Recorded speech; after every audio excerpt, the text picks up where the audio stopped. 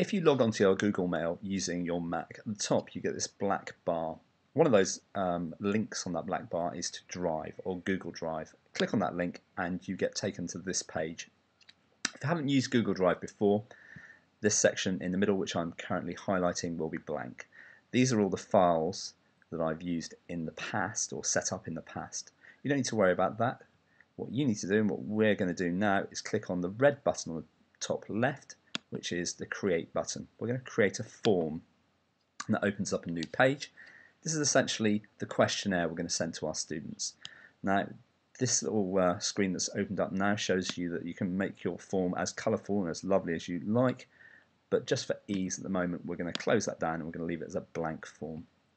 Now, just like a Word file or Excel or any other sort of file you might save on your computer, we're going to first of all give it a name. So in this top left hand corner, which I'm just going to click on, where it says Untitled Form, we're going to call this form something. So in this case we're going to call it Pixel Checklist. That automatically saves that file so that we can find it later, but it also automatically puts a title onto our questionnaire.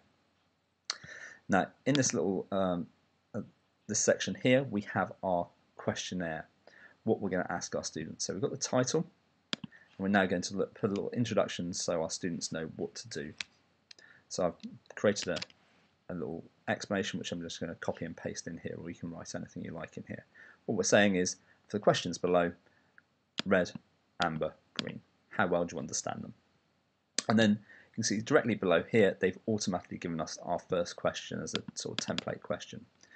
Now what we're asking here is which topics, we're going to give them a number of different topics and we're going to ask them how well they understand them. Now the first topic I've picked is pie charts, and I do want a multiple choice question, so we have a number of different options here, so I'm going to leave it selected as multiple choice. And then in the options boxes here I'm going to give the students options of green, amber or red. So that's our first question. How well do you understand pie charts, red, amber, green? I'm going to make it a required question which forces them to answer it, and then I'm going to click done. That's our first question. Now in theory we could have as many of those questions as we like, up to about 250, but it's normally best to keep it about around about 50 as an absolute max. Now we can add as many questions using this add item little tab here, as many different types of questions we like. In reality, if you've got a lot of questions which are very similar, you can click on this little button here, which is the duplicate button, and that just duplicates that previous question, makes one exactly the same, which is quite useful when all we want to do is change the title, in this case to bar charts. And we'll do a third one, third topic, let's say histograms. So as I said, you can have as many questions as you like. In this case we're just going to keep it to 3 just for time reasons. Now finally you'll want to ask students who they are so that you can give them individual help in the future once you've established what they know and what they don't know, or at least what they tell you they know and they don't know. So this last question we're going to add, I'll just go back and redo that just in case you missed it. Click on the add section. It's a text question this time. Your full name.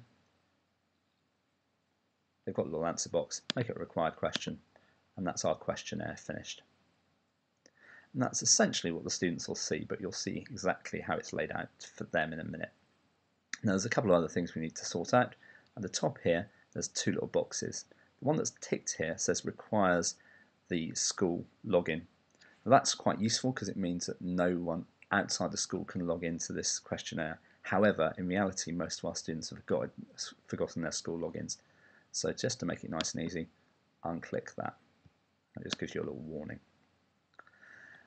So that's that sorted. Up here, in this section here, it says choose response destination. So this is once the students have filled in the questionnaire, where does their response go? We can click on there, and what we want is a new spreadsheet. So this means that the information from this questionnaire is going to go into a spreadsheet, which will appear on your initial Google Drive list. It suggests the name of Pixel Checklist, brackets response. That seems like a sensible one, so we'll click on Create.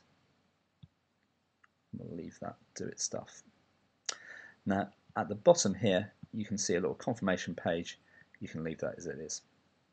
The only thing you need to worry about now is sending this out to your students. So click on the Send Form button.